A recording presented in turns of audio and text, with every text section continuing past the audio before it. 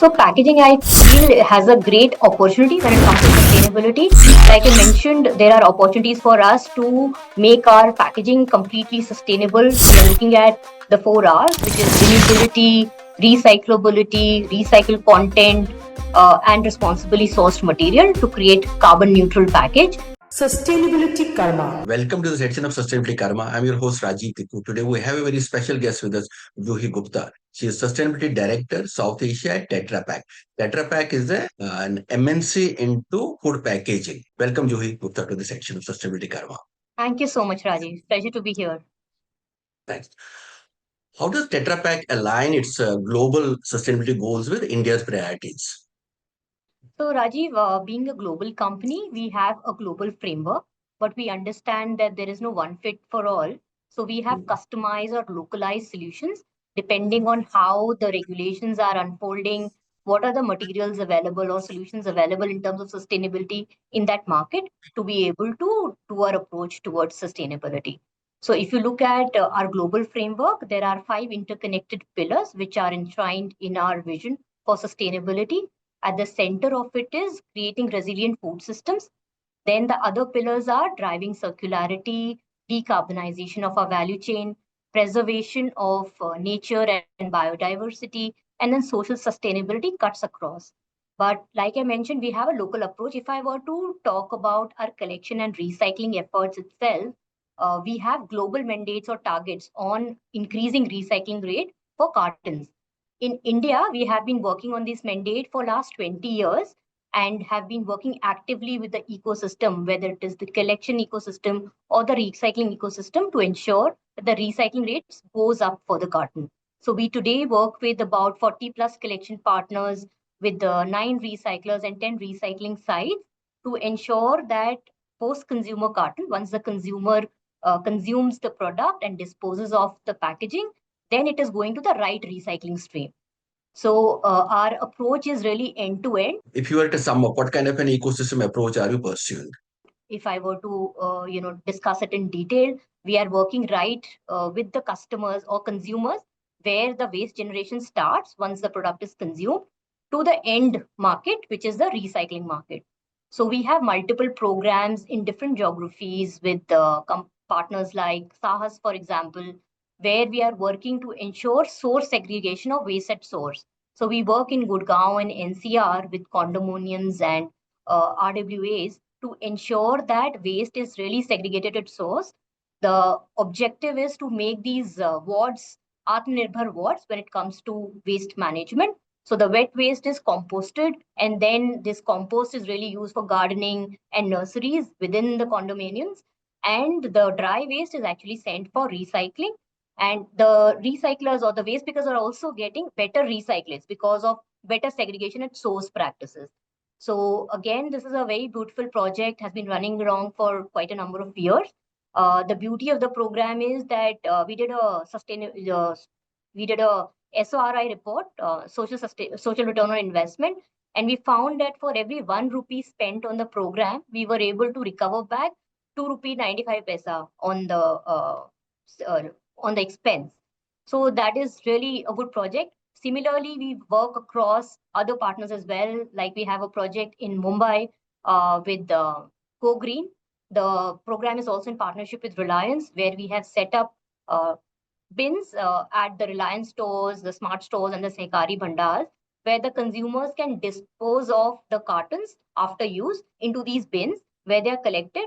And there is a back end. At the back end, these cartons are then collected, processed into useful items like benches and chairs to donate it into underprivileged schools. So there is not only they are not only the purpose is not only to a social serve, but also to create eco consciousness among the young minds on the importance of recycling and their own role into this. So there is a multiple activities that we are doing in terms of collection recycling, starting from the consumers. We also are working with a partner called Kabadiwala, where they have developed an app. It's like an Uber of waste, where households can schedule pickups from the household for 40 plus dry waste fractions. So we are working towards technology. We are working towards creation of infrastructure like a material recovery facility and the sorting centers, and also behavioral change, because waste management, if you look at it, it's not just about infrastructure. Largely, it's also behavioral change. We have this demographic dividend, and this youth population is generally conscious of sustainable packaging. How are you really aligning with them? So, Rajiv, again, I feel that youth today is much more aware. They want to go in, make the right purchase choices, and their choices are driven by sustainability. Today, they're asking the brands of where the raw materials are coming from when they're making a package, what happens to the package once they dispose it off. So, their purchase decisions are being guided by sustainability. And we really think it's a big opportunity for us also to innovate and mainstream sustainability into everything that we do. So we really welcome this move, and our innovations are aligned with the changing trends. And more, I mean, if you talk about it, the focus is on sustainable packaging. We are looking at renewable, recycled content integrated into our packaging. We're also looking at responsibly sourced materials. So we have three materials, for example. If you look at the carton structure, largely we are paperboard, then 25% of it is also polymers or plastics, and 5% is aluminum. So we're looking at driving all the raw materials from responsibly sourced materials. And then we are looking at integrating more renewability, more recycled content to make a carbon neutral product or packaging offering. So we are really aligned to this trend. How do you foresee the future of packaging in terms of sustainability? So packaging, I feel, has a great opportunity when it comes to sustainability. Like I mentioned, there are opportunities for us to make our packaging completely sustainable. We are looking at the 4 Rs, which is renewability, recyclability, recycled content, and responsibly sourced material to create carbon neutral package. So there are trends that are happening in packaging. We're also using our packaging for connected packaging, which means that through a QR code, we are able to engage with the consumers better. We are able to tell about our sustainability efforts more, and also have consumer engagement on their role in terms of better sortation and how, through their better sortation, how the package can be recycled better. So I feel there are huge opportunities. We are looking at design for packaging itself, where I want to share about one innovation. We are trying to reduce the materials from 3 to 2. So we are going in for paper-based barrier, where the aluminum is going to be replaced. And we've already launched this product in many parts of Europe. And extensive research has happened to make this product. And the idea is simplifying the package by design so that it's more attractive to the recycler. So this goes up, the renewability of the package goes up to 90%, and the carbon emissions are reduced by 1/3. So that is, one innovation that I wanted to share with you. The other one is on recycling content. Everywhere, I think there's been discussions around how to promote circularity through use of recycled content. So we have been able to do this in India as well, because you may be aware that there are EPR regulations which mandates brands to collect back and recycle the package that they bring out in the market. As part of these mandates, recycled content guidelines also kicked in from April of 2025.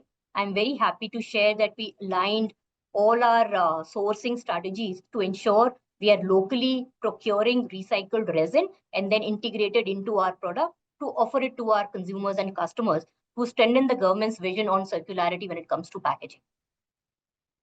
In terms of material usage, is Indian market different for you as compared to other parts of the world? No, not really. So we are, when it comes to procurement, we are procuring mostly same materials because the quality cannot be compromised. Whatever the quality of carton is in America or Europe, same value or quality needs to be maintained here as well. So there is no compromise when it comes to quality of the package. And the materials, whatever materials we are procuring, whether it is paperboard, aluminum, or polymers, they need to be responsibly sourced, which means that if we are procuring paperboard, it needs to come from FSC Forest, which is Forest Stewardship Council. So it needs to be certified by them, and there is a logo present on the carton to say that this paper board is coming from responsibly managed forest. Similarly, when we are procuring aluminium, we are going in for ASI certification, Aluminium Stewardship Initiative, and for polymers also, we are going in for responsibly sourced sources. So this ensures that we are maintaining the flora and fauna, and there is no compromise when it comes to procurement of materials. There is no negative impact on the environment. How do you balance sustainability and cost effectiveness and also safety, which is an extra challenge for food packaging companies like yours? So Rajiv, I would say that these three items are not really siloed items for us. They are integrated and they are interconnected. So safety, like I mentioned, is paramount for cartons. We are even if you use alternative materials, renewable materials, or recycled content, they cannot come at the cost of quality. So safety of what is inside the beverage inside the carton needs to be maintained. So we do extensive research to really establish that there is no impact on the beverage that is inside the carton. The quality is ensured. Then sustainability is a cornerstone of what we do at Tetra Pak. We need to move to more materials which are environmentally sound, which are more renewable, which are coming from virgin sources or fossil-based sources to renewable sources. So we need to ensure that sustainability is integrated into all the parts of packaging. Costs again are a very important factor if you look at it, but cost again cannot come at the cost of sustainability. I think cost is something that consumers are really looking at with keen eyes, especially in the market like India, which is a cost sensitive market. But we need to ensure that we look at total cost of ownership when it comes to package. Like for example, our package is they do not require refrigeration because they are aseptic cartons. So you sort of reduce your cost in terms of energy saving because you don't need refrigeration. Again, if you look at the carton, since they are lightweight, the loadability is very high. So transportation costs decrease when it is cartons. So that is how we approach all these three factors, not looking at them as individual trade-off items, but more as interconnected pillars. We have extreme weather conditions, right from heat to cold. So, are these extra challenges as compared to your global market? No, as I mentioned, we practice uniformity when it comes to the package design or the carton design. We ensure that they are tested whether it is the temperate zones where the temperatures are very cold or the tropical zones where there is high heat temperatures like India. But we ensure across the markets, high heat zones or the cold zones, the package behaves in the same manner. There are no issues. It can manage, it can, withhold the vagaries of climate. So that is ensured. And this is, part of our design aspects when we are doing, commercialization. For before any commercialization, extensive research happens on all these aspects to ensure the integrity or there's no compromise on the quality of the package. Therefore, to the kind of innovations you're undertaking, how challenging is it to scale up those innovations in an Indian context? So scalability, I would say there are a couple of factors which would impact it. One is the availability of the raw materials itself at scale, because we are not just trying to do a pilot. For example, if I am doing renewable products if I'm trying to integrate renewable components in my package, I need to have the right supplies at scale for these materials. So that is one. I think that's still a challenge. If you look at agri-forestry and even plant-based material, the the maturity of these sectors is still there's a long way to go there. So I think that is another factor.